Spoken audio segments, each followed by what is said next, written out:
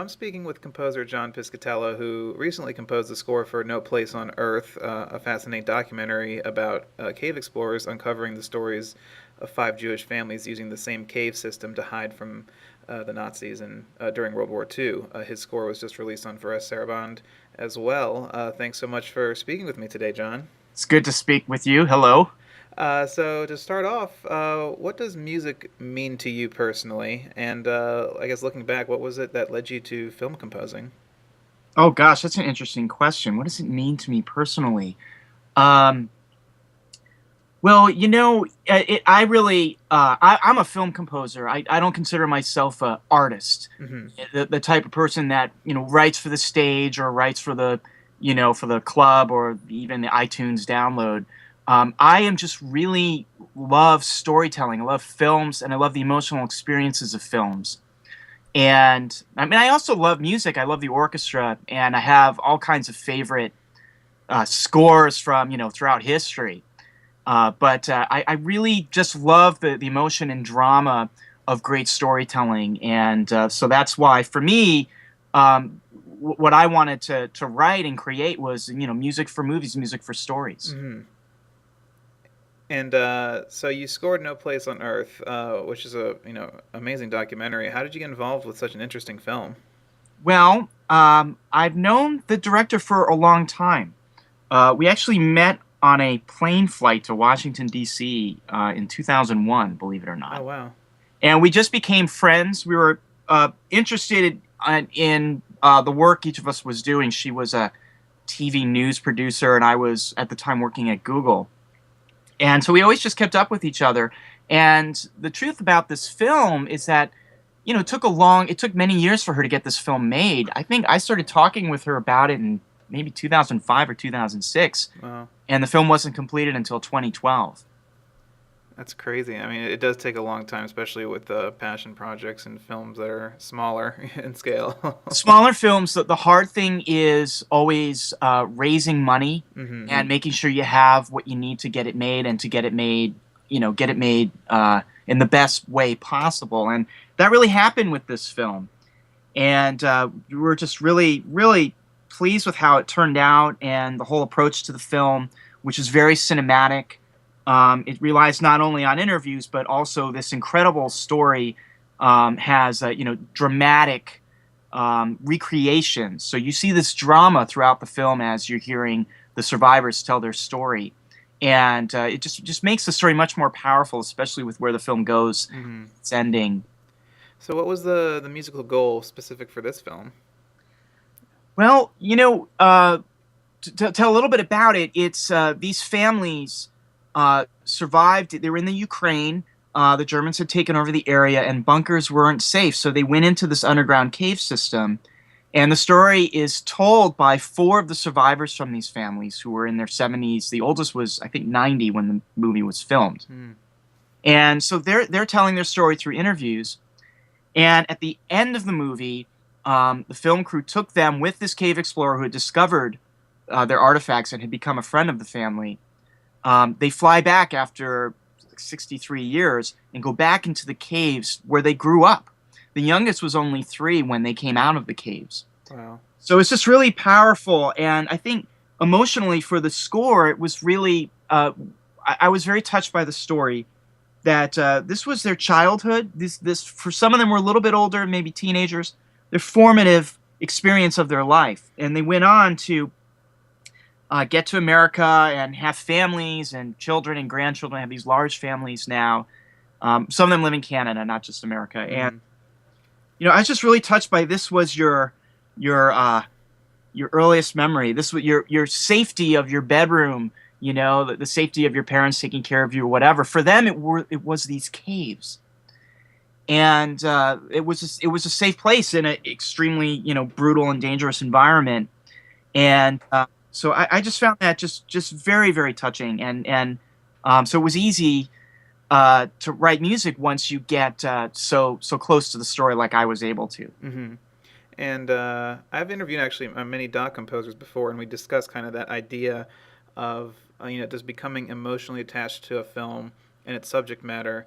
affect your music and make it more organic? Or is it better to look at a film kind of as a structured story, with three acts that need themes and variations, etc.? Like, how do you perceive that? Do you feel more that you feel like a better writer, a better storyteller when you're more emotionally attached to this real life story?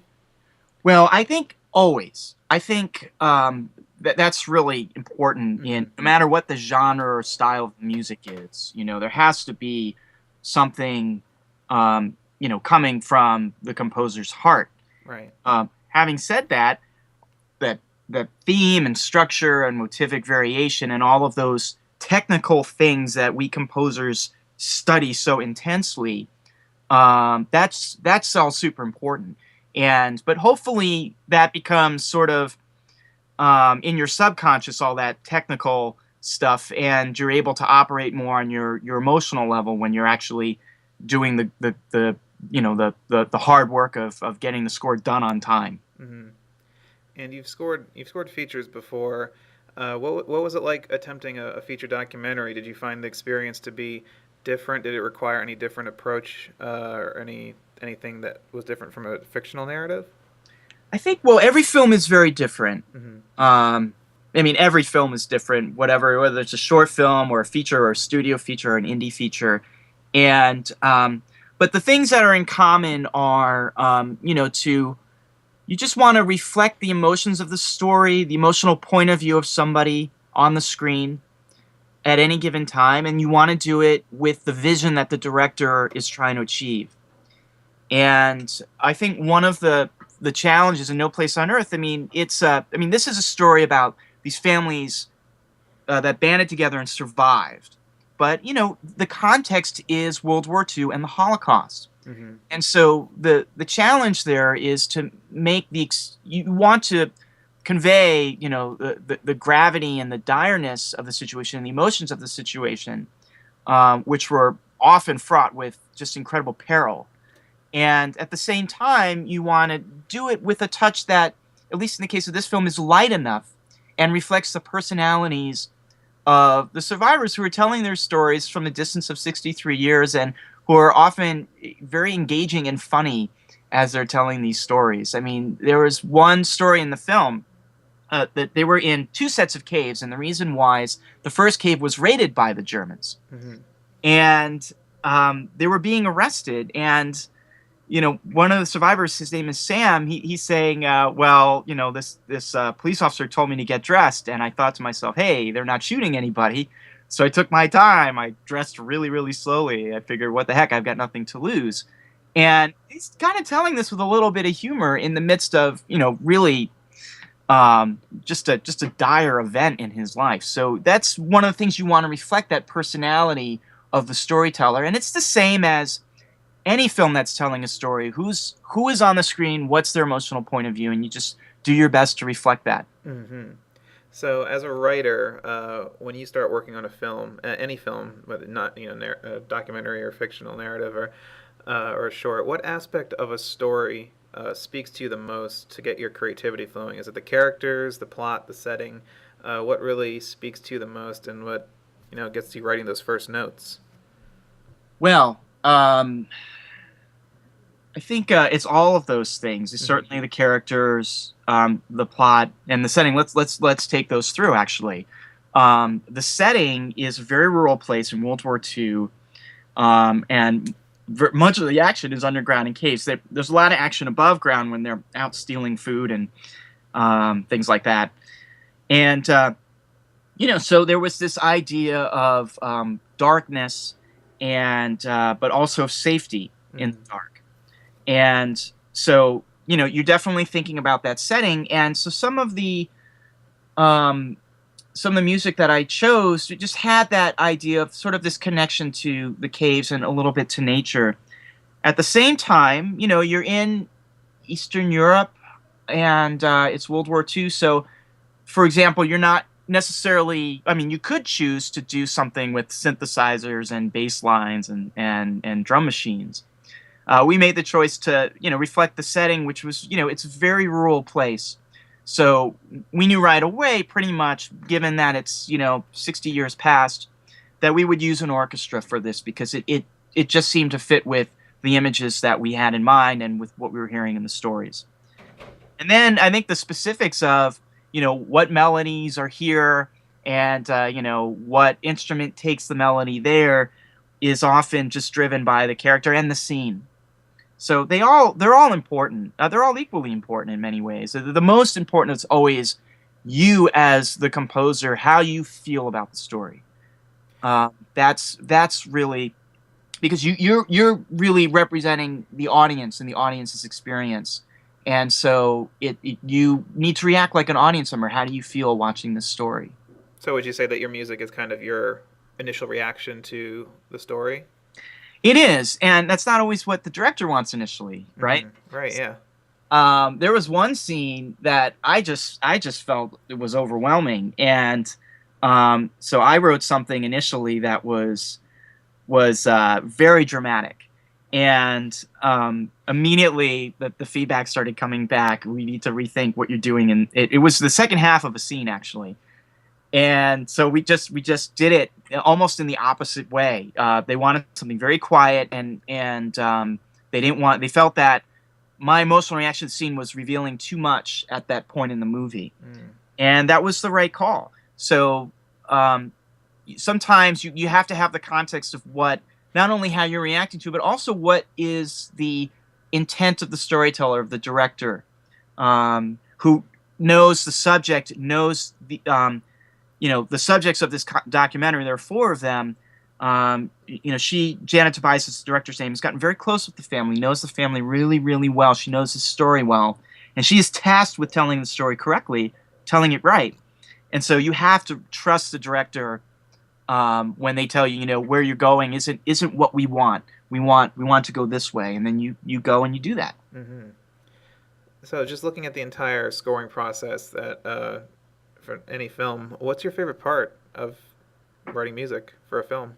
I think the most satisfying day is probably at the very end of it, because finally the vision is happening. I used to work as an engineer. Actually, I was a computer science major in college, and I'd write software and ship it out. And it was always when it was just about to ship and everything was working, it's like, oh gosh, this is so great. It's all and it's kind of that way. We composers, we make these mock-ups with our, you can buy these. They're called sample libraries.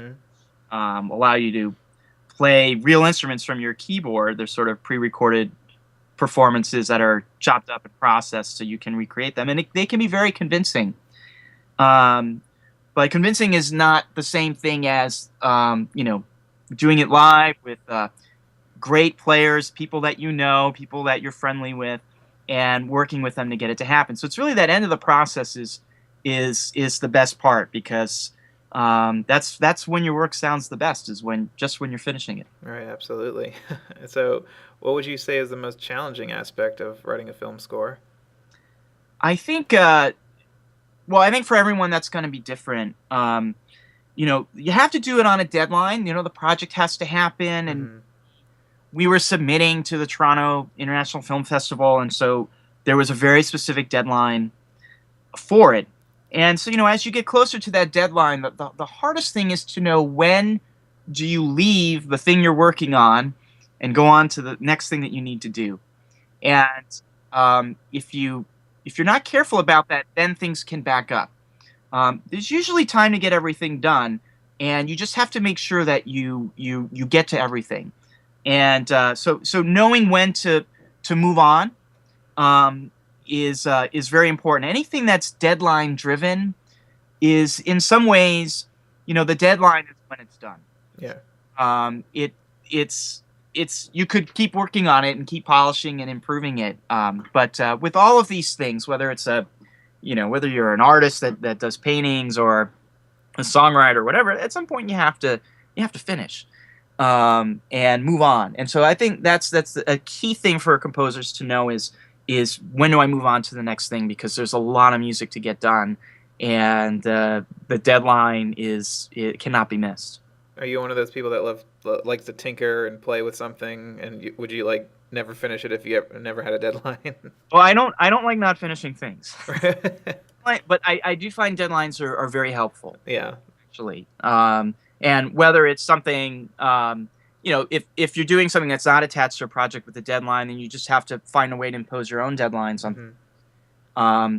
But urgency for me is helpful at certain stages of the project. I think early in the project, when you're coming up with your themes and ideas, you want that time to be more unstructured. You want to, give yourself time to search for the voice that you want to have for a particular project.